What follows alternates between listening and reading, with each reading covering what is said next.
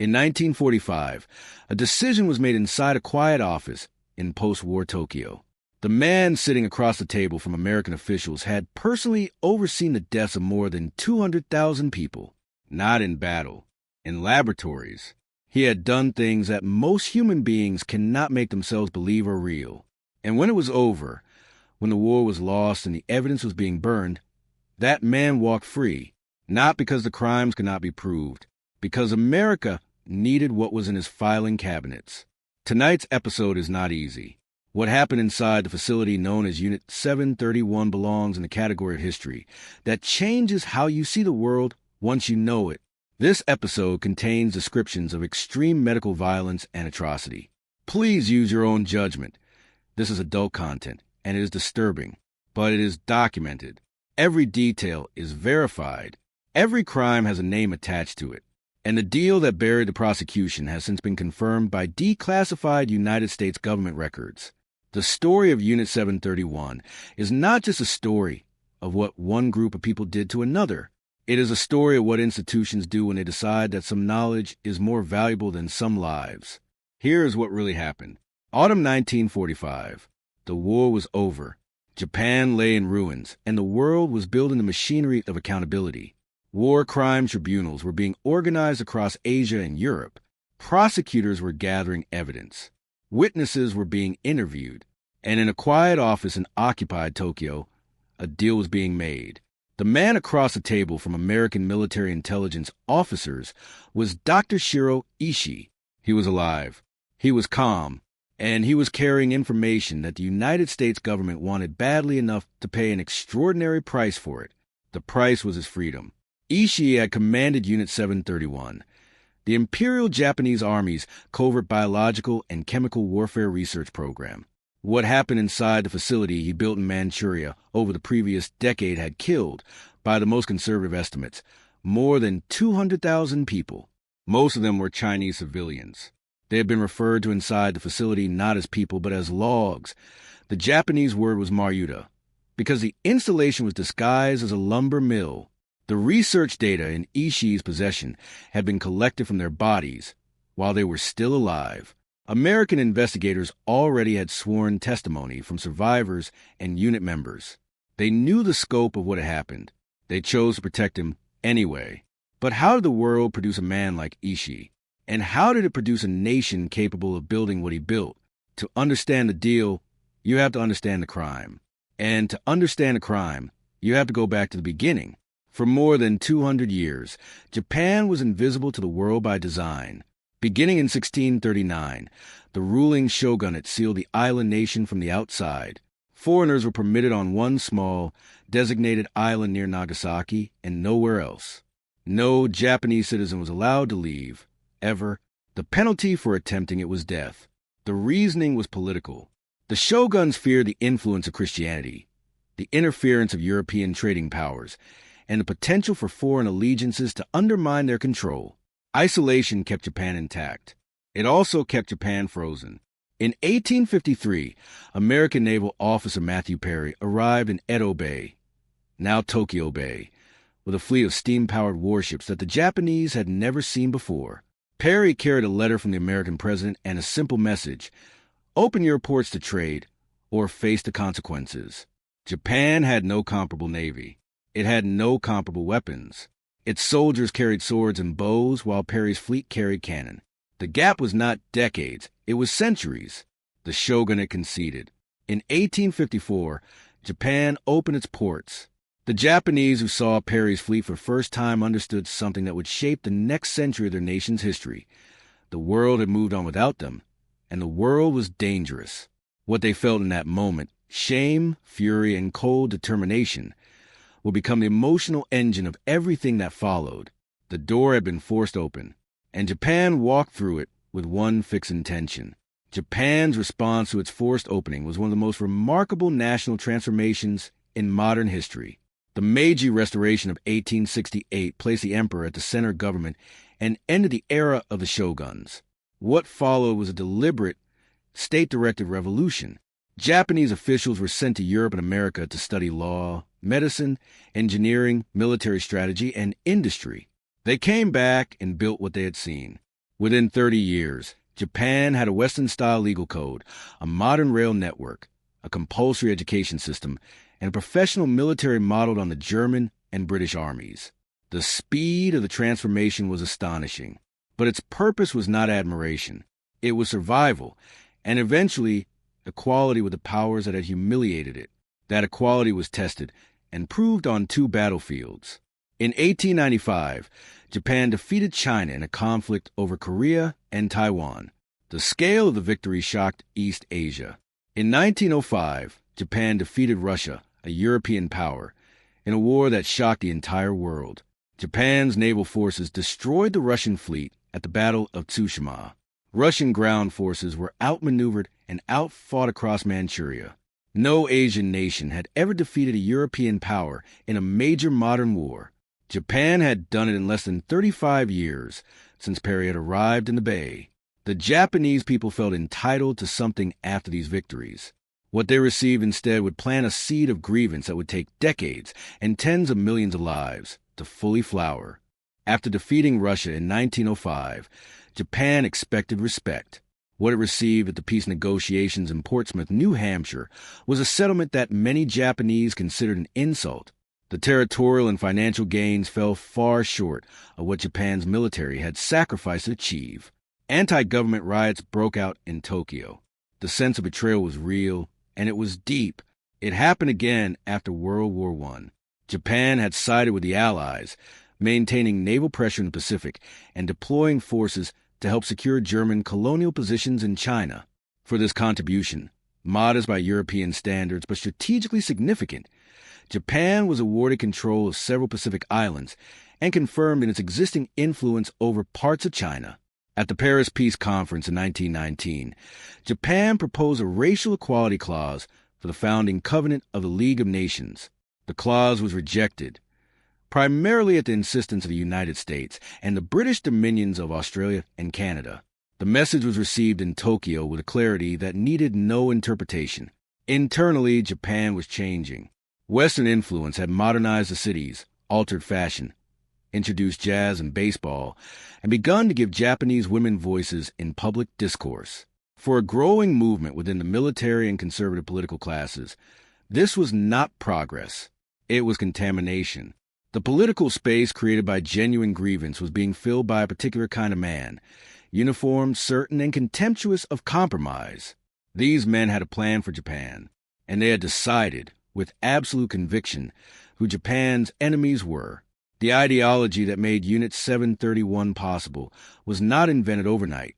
It was assembled across decades from pieces of genuine culture, real historical injustice, and deliberate political engineering. The military government of the 1930s took the concept of Bushido, the traditional code of the samurai, and rebuilt it as a mass ideology. Loyalty to the emperor was taught as the highest human virtue, above loyalty to family, above the instinct for self-preservation, above mercy. Soldiers who surrendered were not prisoners of war. They were dishonored. Death was preferable. The Chinese were positioned in this ideology as a people Japan had surpassed and was now entitled to command. Centuries of Chinese cultural dominance over Japan were reframed as a kind of humiliation that had finally been overcome. In Japanese schools, Chinese people were depicted as lesser. In the Japanese military, Chinese prisoners were not treated under the laws of war that Japan had signed. They were treated as something beneath those laws. This was not the spontaneous cruelty of individual soldiers. It was the institutional result of society that had spent years being taught that certain lives did not count, that teaching was in the schools, the media, the propaganda films, and the official military codes. Before the first prisoner was taken to Pingfong, the intellectual and moral infrastructure for what would happen there had already been built. The laboratories came later. The beliefs that made the laboratories possible came first. This is how ordinary people become capable of extraordinary evil. Not by accident, by design. Shiro Ishii was born in 1892 into a prosperous farming family in Chiba Prefecture. He was intelligent, ambitious, and from a young age drawn to medicine. He obtained his medical degree from Kyoto Imperial University in 1920 and joined the Imperial Japanese Army as a surgeon the following year. Ishii was a man who thought in systems. After joining the army, he sought out the most strategically significant medical questions of his era and pursued them with the kind of relentless focus that in other circumstances might have produced a brilliant legitimate scientist. He was charming with superiors, methodical in his work, and utterly unsentimental about what he was willing to do to obtain results. The subject that consumed him was biological warfare. After extensive study of World War I battlefield medicine and the use of chemical agents in European trenches, Ishii became convinced that Japan's military future depended on mastering weapons of major powers were officially forbidden to use. He also became convinced that the only way to truly understand such weapons was to test them, under controlled conditions, on living human beings. Through the late 1920s and early 1930s, he lobbied the Army Surgeon General and senior military officials for funding and authorization. His arguments were strategic. Japan faced enemies on multiple fronts, possessed fewer conventional resources than its adversaries, and needed weapons that could produce decisive results at lower cost. His case was accepted. In 1935, Shiro Ishii was given a fortress in Manchuria, a budget, a staff of physicians and researchers, and a mandate with no boundaries. The compound rose from the flat frozen plains outside Harbin in Manchuria between 1934 and 1936. It was built by Chinese laborers who were killed when construction was complete. The Japanese military had no intention of allowing witnesses to describe what they had built. The finished facility covered more than 6 square kilometers. It contained over 150 separate buildings, laboratories, a prison block with individual cells, animal houses for research specimens, an airstrip for field deployment operations, and a series of crematoriums. The prison block alone could hold up to 400 people at a time. The wider compound could process far more. Its official name was the Epidemic Prevention and Water Purification Department of the Guangdong Army. To the local population and to most of the Japanese military, it was simply a water treatment installation. Unremarkable, administrative, sealed. In internal Unit 731 documents and among its personnel, the facility had a different name for its prisoners. Maryuta, logs. The terminology was practical as much as dehumanizing. The facility was described externally as a lumber mill. The prisoners were the logs. This linguistic erasure was not casual cruelty. It was a deliberate institutional mechanism. Referring prisoners as logs made paperwork cleaner. It made orders easier to give. It made the people receiving those orders easier to keep in compliance. By 1936, the facility was operational and fully staffed. Ishii had assembled a team of more than 3,000 personnel, physicians, researchers, guards, administrators, and technicians. The first prisoners began arriving. The logs were delivered. The experiments began. The early experiments at Unit 731 were framed in the language of science: infectious disease research, epidemiological study, weapons effectiveness assessment. The language was clinical, and the records were methodical. What was done to the people inside the prison cells was neither. Prisoners were deliberately infected with plague, cholera, typhoid, dysentery, anthrax, and hemorrhagic fever. The infections were introduced by injection, by ingestion of contaminated food and water, and by direct exposure to infected insects. Dosage levels, infection rates, and the progression of symptoms were documented in detail. Ishii's particular contribution to this research was a conviction that live dissection produced more reliable data than post-mortem examination. He believed that decomposition corrupted results, and that only by examining infected organs while the subject was still alive could researcher obtain truly accurate observations of the infection process. Anesthetic was not used. Ishii considered it a contaminant. The prisoners who were selected for these procedures were typically those whose infections had reached the stage Ishii or his researchers considered most scientifically useful. The operations were conducted in operating theaters that resembled those of any Army field hospital, except for what was done in them and to whom. The research was voluminous.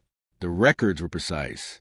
Unit 731 produced hundreds of documented findings that were filed, cross-referenced, and stored. Ishii ran his operation like a scientist and like a general. The horror was not chaotic. It was organized. That organization, the systematic nature of it, is part of what makes it so difficult to look at directly. Among Ishii's senior staff, Dr. Yoshimura Hisato was a specialist in environmental exposure. His research focus was frostbite, specifically how extreme cold affected the human body and what military medicine could learn from deliberately induced frostbite injuries. The winters at Harbin were some of the coldest in Asia. Temperatures regularly fell below minus 30 degrees Celsius. The facility's location had not been chosen for this reason, but Yoshimura used it. Prisoners were taken outside in winter, clothing, and then stripped. Their limbs, arms, hands, feet, legs, were immersed in cold water and left exposed to the freezing air. The process was carefully timed. Yoshimura's method for confirming that frostbite had fully set involved striking the affected limbs with a rod and listening for a specific sound he described as resembling a wooden plank being struck. That sound indicated that the tissue had frozen to the bone. From this point, different rewarming and treatment methods were tested. Some subjects had frozen limbs plunged into hot water. Some were left to rewarm naturally. Some were given no treatment at all. The outcomes were recorded. Limbs were lost. Limbs were deliberately removed to examine the internal tissue damage. Subjects who survived one round of experiments were used again. The documentation produced from these experiments was later published in Japanese medical journals under the names of Yoshimura and other Unit 731 staff, with the source of the data concealed. Those papers circulated in legitimate academic literature for years after the war. The code was Yoshimura's instrument. He used it with extraordinary patience.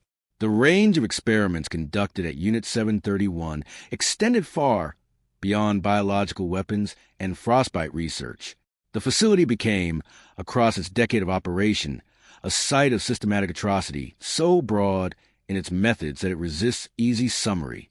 Prisoners were placed in pressure chambers with the pressure artificially reduced to simulate high-altitude conditions until their eyes bulged from their sockets and their bodies could no longer function. The limits of human endurance at altitude were carefully measured. Subjects were exposed to massive doses of X-ray radiation. The resulting internal and external radiation burns were documented as they progressed. Subjects died slowly over days and weeks, and the process was observed throughout. Female prisoners were deliberately infected with sexually transmitted diseases, some through assault by guards who were, in contradiction of official policy, encouraged in this, and then monitored for disease progression during pregnancy. The stated research purpose was to document transmission rates during gestation. Surgical experiments included the deliberate removal and transplantation of limbs between prisoners, arms sewn onto the opposite side of the body, organs removed and reinserted in altered configurations, under the justification of studying the body's response to surgical trauma. Chemical warfare agents were applied directly to the skin and mucous membranes of prisoners, and their effects were documented in real time. Flamethrower tests were conducted on prisoners in outdoor areas of the compound. Not all of these experiments had a coherent research rationale. Some of the documentation acknowledges, in the flat language of official reports, that certain procedures were conducted out of curiosity. The men who signed those reports returned to civilian life. Unit 731 was not only a research program. Beginning around 1940, it became an operational weapons deployment unit. The biological agents developed and refined inside the Pingfong facility were tested in the field on Chinese towns and villages that had no idea what was being done to them.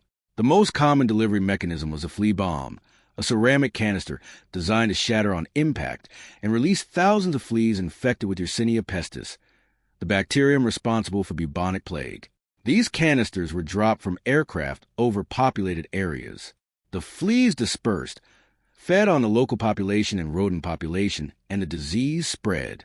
Plague outbreaks followed in at least 11 Chinese cities targeted by Unit 731 field operations, including Ningbo, Changde, and Zhongshan.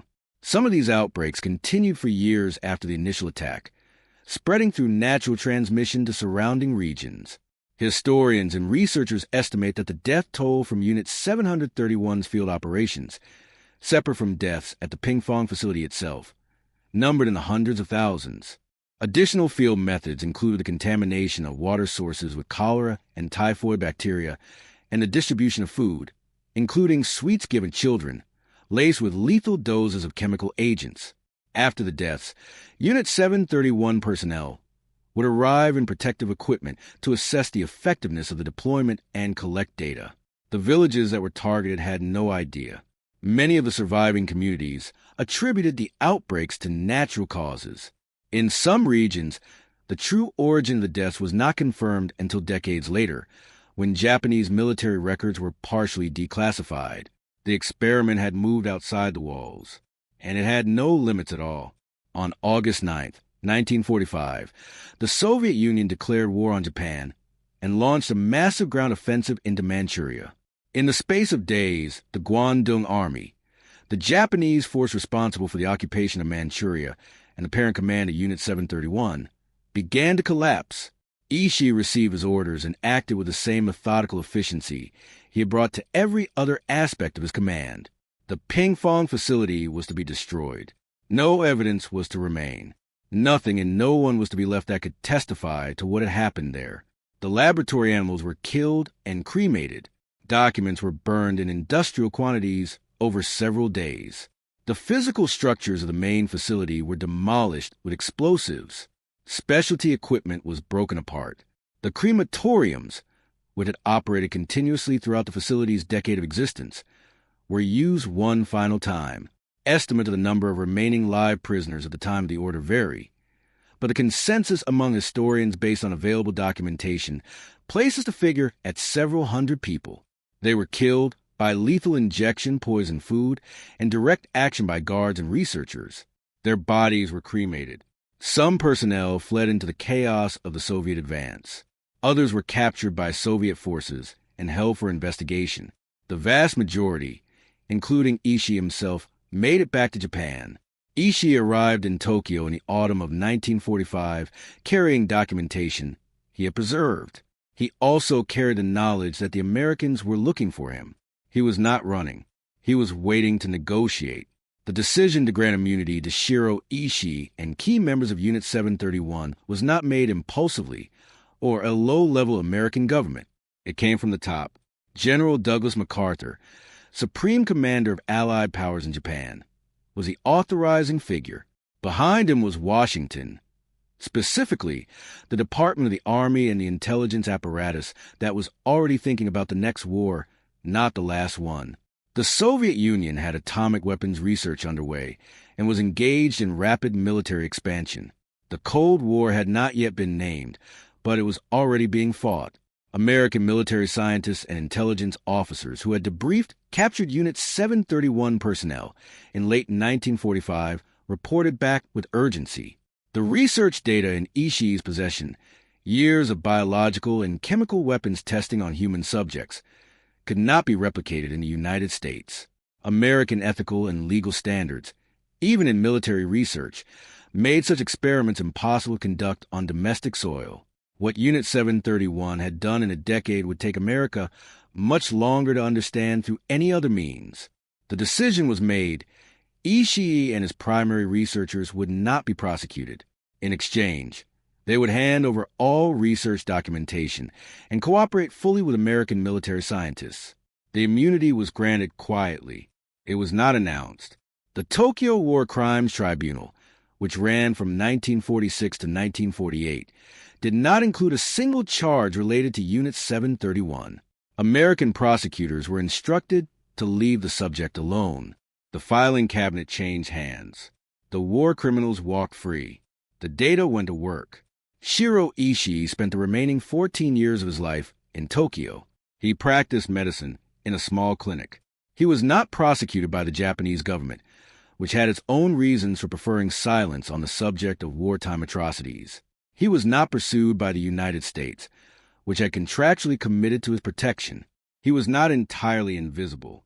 There were people who knew what he'd done.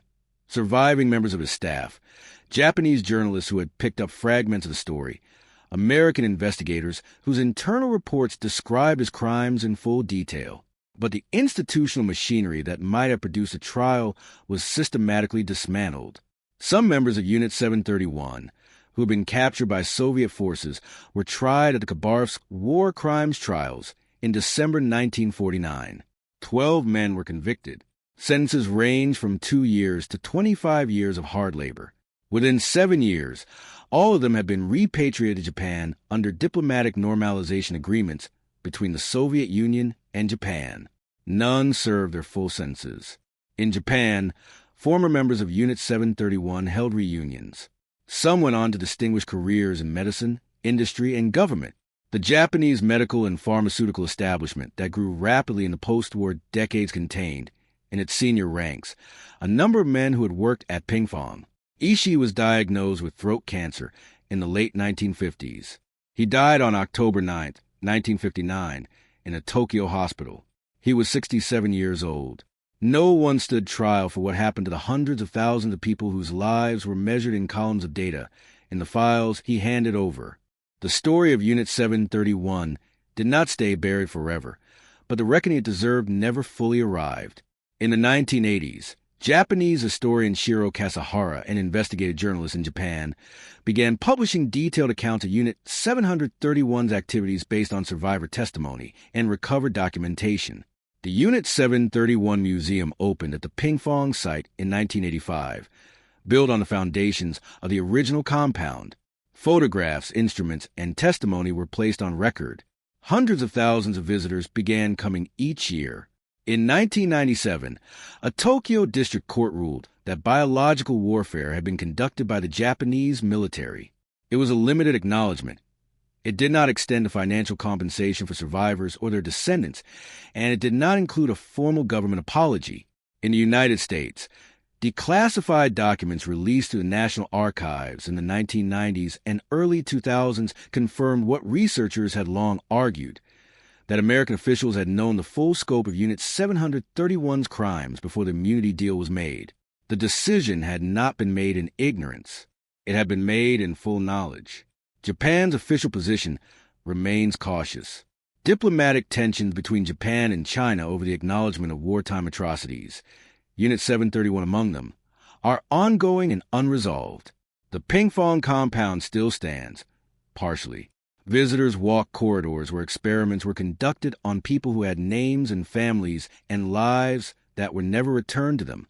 History does not always deliver justice, but it keeps the account open. And the names of the people who built Unit 731 and the names of the people who protected them are in that account too. Shiro Ishii died in a Tokyo hospital in 1959. He was 67 years old. He had never stood in a courtroom. He had never answered for a single one of the lives taken inside that fortress. The data he handed over is still, to this day, classified in parts. The full scale of what was traded away may never be publicly known. What we do know is this: Unit 731 happened. It was enormous. It was systematic. And the decision to bury it was made by people who knew exactly what they were burying. If this story stayed with you, it should. Share it. Talk about it. That is how forgotten things refuse to stay forgotten. I am your host. This has been Epicus Historicus. Like, subscribe, and press the bell, because the next story is one you will not believe either.